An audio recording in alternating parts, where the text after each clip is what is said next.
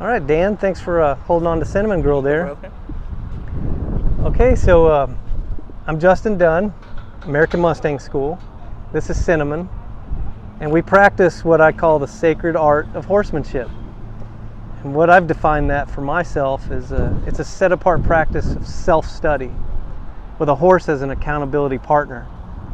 So it's something that we can do together to find more out about ourselves in horsemanship, horse-human relationship. The sacred art, you know, sacred being something that's real, something that's set apart, and then art is like a painting. It takes time. Each brush stroke, you know, you form a picture. So in this relationship, it's the same way. The reason why that we would want to even do anything with a horse is character development. You know, go deeper, find out who we are. Think, do, become, form habits, create a character. We're doing that for the horse anyway, so we might as well do that for ourselves. Once the horse picks up on what we're doing, they start to draw to that out of sheer curiosity in the beginning, but then it's like, wow, I'm starting to benefit from doing this. I'm starting to have a benefit. In a conscious awareness that we're bringing in to the horse, that's the benefit. So she gets to think things she hadn't thought. She gets to feel feelings she hadn't felt. And then we both get to do that. So it's an energy exchange. If my horse is nervous, you know, bringing her to Tractor Supply and a bunch of people and all these different smells, I can start exchanging energy with her. I can ask her questions.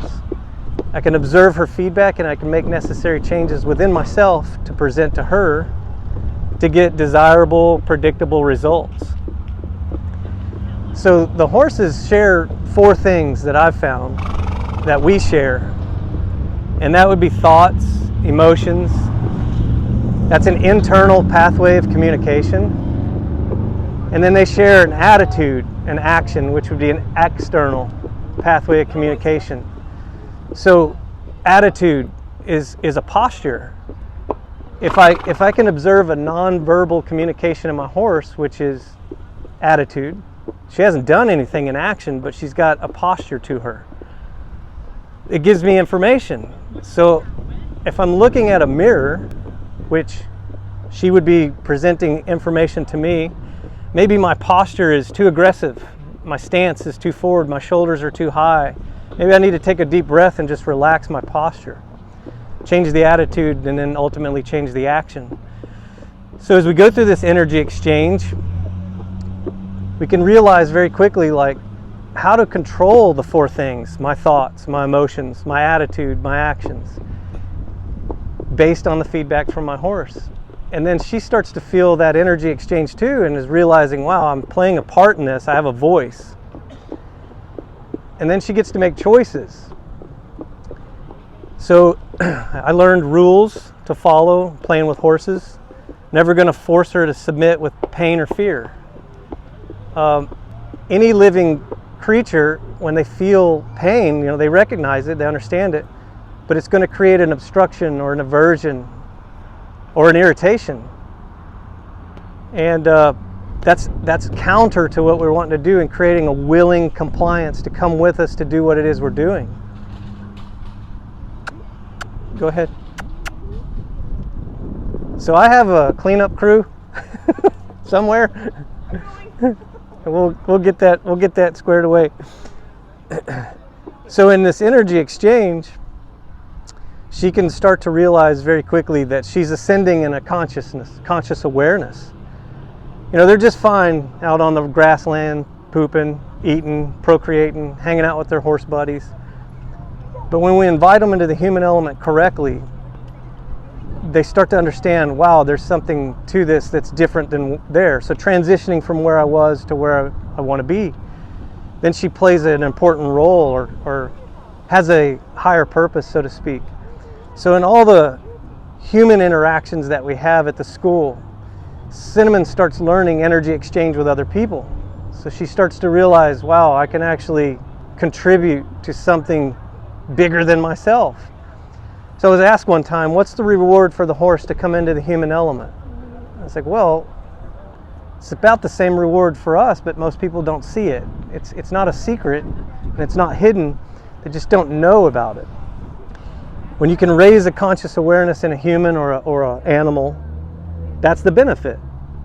This game of life that we call game of life, come to learn how to benefit and not get hurt.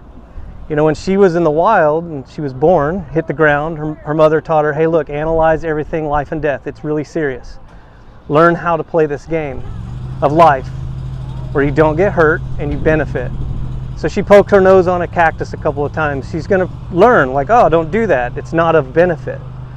So we invite her to the human element. We got to model that same thing. If I'm going to approach this horse in a mindset of domination, I'm going to force her to submit with pain or fear of pain, she's going to rebel, definitely resent me. Some horses tolerate it more than others. But in this energy exchange, she can start to realize, oh, if a little energy comes at me on a scale of 1 to 10, and they're asking me a question, and then the energy goes away, and I just based on a little small question or response, we can communicate effectively, efficiently, and we can create this relationship between us of energy exchange. Vibrational frequency is energy, thought is energy, emotion energy, attitude energy, action energy. So this energy exchange between us, when I transfer up to her back, I could communicate the same way, get the same predictable results through this interactive system, and then she can actually have a voice. She can actually be a part of something that we call bigger than ourselves. So what I've created was a 5-part series of questioning. I'll ask any and every horse to introduce myself because she doesn't really understand English. I haven't found a horse that really does. But I can ask them with nonverbal communication. I can expose my inputs from my body to her body, whether it be in thought, emotion, attitude, action, and then observe the feedback, make necessary changes, and create this communication. So in a mechanical way, I can ask her to back her hooves, you know, just by sending some vibrational frequency energy down this line. I can increase it, scale of 1 to 10. I can go all the way up to a 10 if we need to get real deliberate. No harm. Then I can ask her to move to my left, so I just point. If that's all it takes, that's all we'll do. We put some energy here, create a direction change. Put some energy here, move the body. Ask her again. Same question. Ground tie, rubber to a stop. Take a deep breath, relax. Then we're merging breathing and moving together. So breath is a paramount piece to horsemanship. It's energy exchange.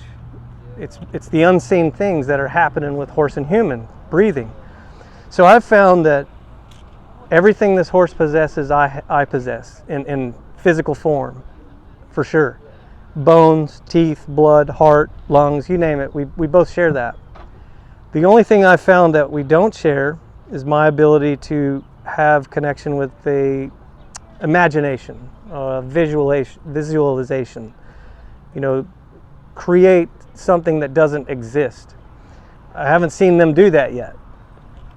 However, the imagination is what sets us apart, brings us together, because you could kind of imagine a guy watching a wild horse walk along and say, I could imagine me riding that. So that imagination is where it connects us, brings us back. So if we can imagine that I could communicate with this horse with just my mind, not even my body, how cool would that be, right? So we try to aspire to be able to do that. These guys can communicate with each other on levels that humans may or may have atrophied in understanding. Whenever we can try to think in a way that is an imaginative way, that's what connects us back together. So I imagine myself riding this horse bareback, bridleless, communicating with her with limited energy, and we achieve that pretty easy. So it's like energy exchange was the secret. You know, we study these principles of the universe, and it's like, well, how do they apply to horsemanship? If the all is mind and the universe is mental, how do we tap into that? Well, you think about it, you bring it about. Whatever a person thinks and does, they become. They form habits. and then that's their characters. So horsemanship for myself and many others that come into our school is character development. You want to transition from where you are to where you want to be, go through a transformation per se, but it all starts in your thoughts. What you think about, you bring about. Then we go into correspondence, you know, how things work together. It's like, well, if I'm thinking this and feeling this, and my attitude is this, and then I give an action, and I can see direct feedback and cause and effect with the horse, and I can start to create a repetitive pattern, you know, through repetition. So she keeps creeping forward. She's like, I'm curious about something. I can come and ask her, well, I'd like you to put your right front foot back. We'll start soft, increase the intensity or energy of the question. And we won't nag her, so we'll go up to the energy that's needed, then release the pressure as a thank you. And that's the correspondence piece. It's like how things work together, so cause and effect. We got to understand polarities. You know, do I go on a scale of 1 to 10? Do I go 10 and like yank her face off, or do we just start soft and increase the intensity of the question? Because when I transfer to her back, I'd like to just give her light, soft energy transfer to get a response in whatever it is we're going to go do. So that experiencing that energy exchange on the ground, we take it with us up to her back. So as above, so below. As within, so without. So if I'm thinking calm, quiet, thinking thoughts, and I'm up on her back, and I present that to her, and she gives the feedback, I don't need to make it a necessary change to keep it. It's there. But if something changes, then I've got to change. And we create willingness. And then the horse starts to tap into that energy exchange and realizes very quickly this is of benefit. Anytime I'm uncomfortable, I can trigger a body response of relaxation to get her comfortable. So whatever we think and do and become and form habits, we create a character. So this was a once wild horse roaming in the wild for 5 years. And then I get her, and I don't want to interrupt that. I don't want to interrupt anything. I don't want to cause irritation or an aversion. I want to create draw and willingness. I want to pretend that this rope is going to go away one day, and we can ask her specific questions to get desirable results. So if we understand energy exchange, and I put some energy back here, and it creates some energy here, and then we flow together, and I transfer to her back, and then we could do that. There's no different from the ground to her back. As above, so below. As within, so without. So if I want to create a character in my horse, I've got to become that character, present it to the horse. So a lot of traditional horse training practices, it's the opposite.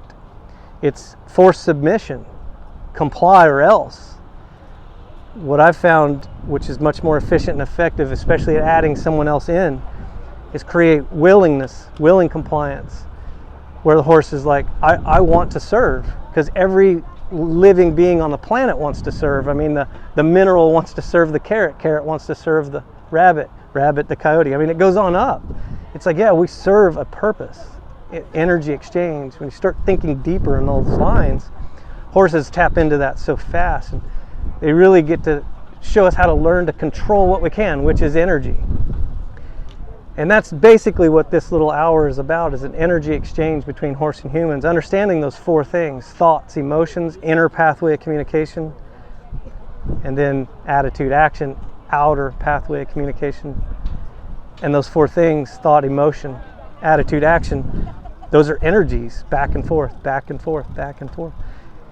If there's something undesirable as behavior in the horse, it's probably undesirable behavior in me that I'm presenting to the horse. So when she starts to see that I'm willing to correct myself and present again, she'll willingly follow that. That's what they do with each other. So the leader in the herd isn't necessarily the strongest or the most dominant. It's the one that's probably the most vulnerable and willing to do the things that the others aren't, which is change. So if you had a roaring river running by, and the one that'll put themselves in a vulnerable position to go across the river so that the rest can get over to the other side to eat the grass, that one's probably earning the right to be a leader, which leadership is simply caring more about the one you're leading than being the leader.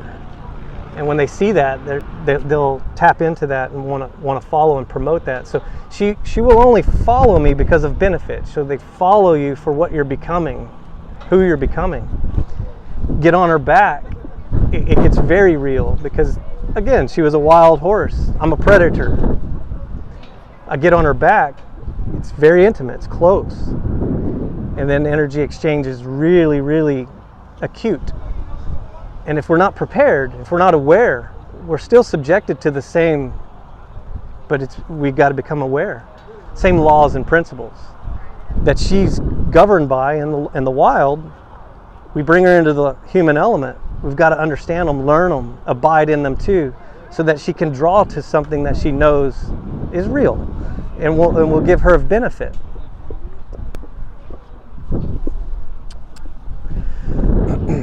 Any questions so far? Have I ever ridden her? I don't know. Let's ask her. Cinnamon, have I ever ridden you? Have you ever ridden her? Let's ask her. Can I get on your back? She bites me.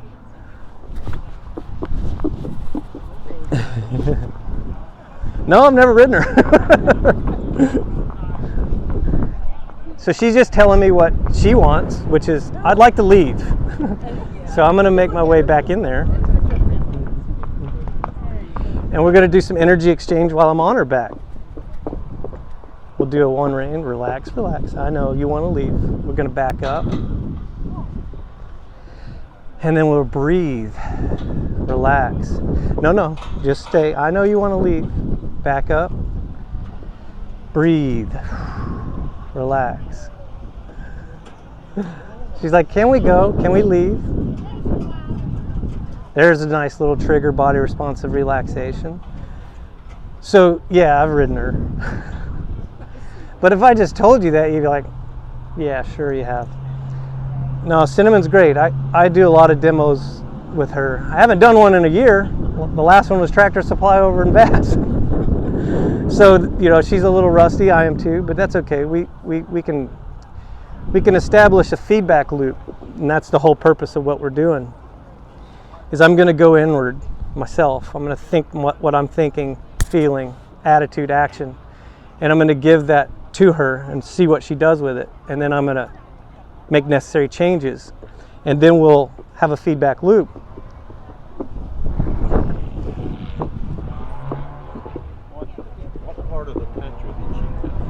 She came from Nevada.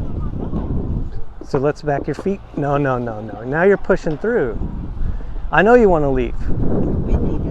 Well, and she's not comfortable. But as we go through this process, she can get comfortable. And any horse at any time? I mean, yeah. Any age? Yeah.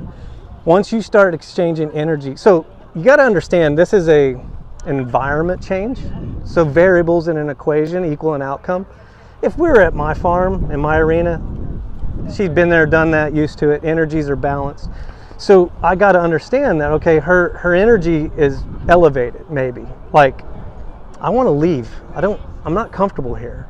Well, my job as a leader is to care about that and trigger body responsive relaxation. But given a clinic or a demo, you got to understand like where your attention goes, your energy flows, and the reality grows. So I'm taking attention away from her to give a speech basically, and to articulate words so that you can understand. But if I stop that and I go back to her 100%, which she caused the effect for me to do that when she's like, I'm leaving. It's like, yeah, I know you don't want to be here. Let me tune into you. We're gonna come back. It's a give and take, give and receive, and that's okay. I need to know what she wants. She wants to leave. Great. Let me bring you back and get you comfortable. But I really want to leave. I know. Let me bring you back and get you comfortable. So we're going to do through repetition, energy exchange, to where I can get her to just relax. So I'll ask her to back up a couple of steps. She's like, I don't want to. There's a banner back there. Let's move this. and then we'll ground tie, which that is thinking and association. So that's a trigger, a body response of relaxation when that rope hits the ground. So her tension in her mouth came out. She'll take a deep breath, but I should do it too. And then we synchronize. So the mind, body, synchronization. Do you work with people and their horses? I used to, but I'm so busy now with what I do. I just have, You'd recommend? I would love to be able to do that, but no, I don't. You know, I've been here 6 years, and there's people that have come and gone, you know, that I could recommend, but they're in Texas now, or they're in Colorado, you know. So at this particular moment, no. And there's not really anybody. I searched the internet and I searched YouTube a lot before I started teaching this publicly. I taught the military this for about 3.5 years behind, you know, closed doors type stuff. But now I'm putting it on YouTube because it's not out there. I haven't found it. And hello, YouTube. If you guys know where someone else is, let me know, because I want to hear it all. I love it. It's amazing.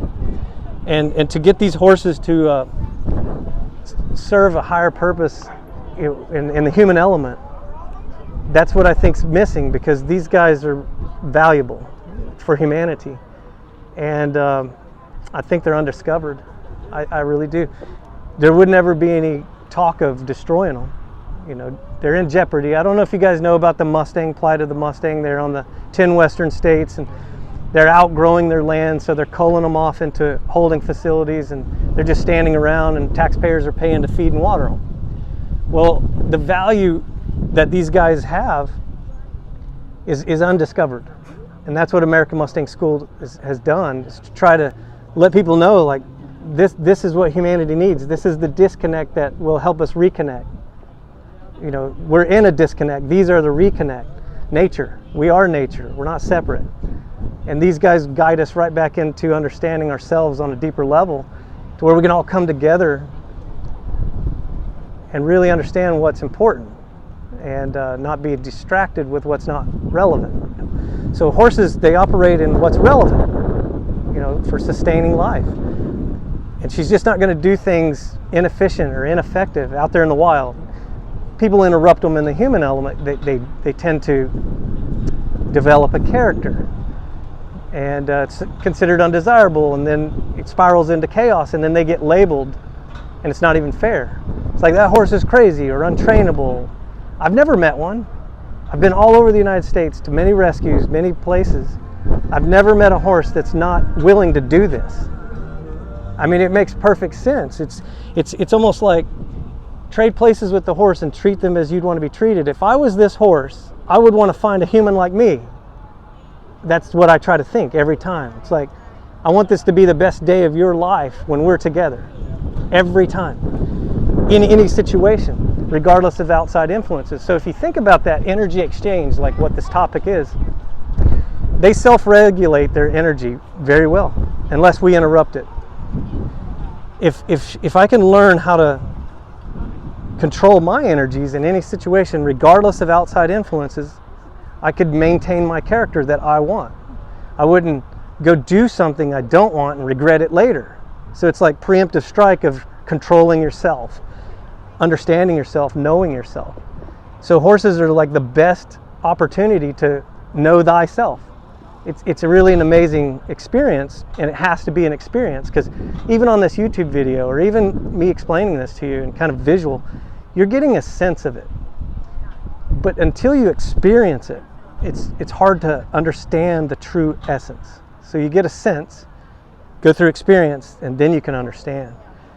And that energy exchange, it's unseen. It's an interactive system between a horse-human horsemanship that's unseen, doing things for both of you that will elevate that conscious awareness for life. It's a magnificent dynamic, I guess we call it. Did you need to get a better view? She is a sweetheart. She's very affectionate. She loves children a lot more than she loves me, which is fine. I don't blame her. But yeah, do you have any questions? How old is She's 17. I got her when she was 5. Had her 12 years. Yeah. Do you have other Mustangs? Yes. Yeah, I have 5. Do you have a similar relationship with other horses? Yes. To hers? Yeah. Now, when you say similar, that's the key word. It's similar. It's not exact. Because they're all individuals. Is this your heart horse? I've heard that term thrown around, but my heart horse passed away. But that's okay. He's still here. Because I learned from him what I get to share with her. And then she reminds me of what I did with him. You know, so it's a beautiful, like, infinite loop. So it's a matter of, once you have a heart horse, you never not have it, because the learning experience with him spills over into my everyday life. You know, it's like I cherished the time we had together. I wanted more. I was greedy. I wanted more. But it's like, wow, the value in that relationship is enhancing each one that I have after. And then each one that I have reminds me of that one. You know, so man, it's tough to say she's my heart horse, because I guess I could say they all are. No, I would say they all are. Yeah. My horse taught me more than any professor I ever knew. Yeah. Yeah, they're the greatest teacher I've ever found, you know. And I've played with dogs, and I've played with a lot of animals, but it's like the horse, it's almost like they're just equipped with this innate ability to tap into what a person needs the most when they open to it. My wife just read a book called The Horse Knows. Yeah. And that made great sense to me. They do, and they're very intuitive. You know, we did a camp for children with cancer for 6 years. And this particular horse, she's so affectionate that she could have an ability to synchronize with a child that was apprehensive or a little scared, and she would bring her head real low and put her head right on the heart of that child, and then the child would feel an energy exchange and then come up. Like I would watch them come up. Shoulders would come back. Breath would go into them. You know, they were breathing short and shallow and kind of folding and just a little scared. And she would pick up on that, and then she would do things I couldn't train her to do. And then I saw it repeated in all my horses, but this one's very affectionate. So she could lean in, have an energy exchange, and then the child would be like, I want to ride her. It's like, cool, that's what we wanted you to do. Rather than get on, you know. So, and then Cinnamon would slow down for a child that needed to walk slow, and she would walk normal gait for a child that could do it. I can't train her to do that. So yeah. So the therapeutic value is just that. The horse can tune in to the person's needs, and then the energy exchange can happen. That's when I get out. So she's my horse, call it. But when a student comes to my school, I'm weaning out. I'm disappearing to where it's horse human, not just in horse human. You know, so it's a beautiful thing to watch a person create a unique relationship with her between them. Yeah, it's beautiful. And horses are amazing at adaptability. They can adapt to 1,000 different people. But a person has trouble adapting to 1,000 different horses. I really like to think that I can. I haven't found one yet. And I've played with thousands of horses. And it's just, yeah, I know. What's that? We once volunteered at a place for therapeutic riding. Yeah. And a police officer actually was bringing his little dog, I think he was 6 or 7 years old, to ride. And one of the sessions, the horse slipped out of his head to her face. She was there. And she spoke. The guy said, Yeah. Yeah, I have autistic children that come out, and they'll speak in complete sentences, and then they leave, and you know, it goes back to the normal energy. But the horses will balance that energy to where they can actually calm, think, and then it forms a habit, and then their character changes, and that's that energy exchange horse-human. Yeah, it's a pretty cool thing. Yeah, so if you get a chance, check out our website, AmericanMustangSchool.com. Yeah. Thank you. Yeah, you could pet her. What time are we at? You want to go ahead and kill that video just for a second?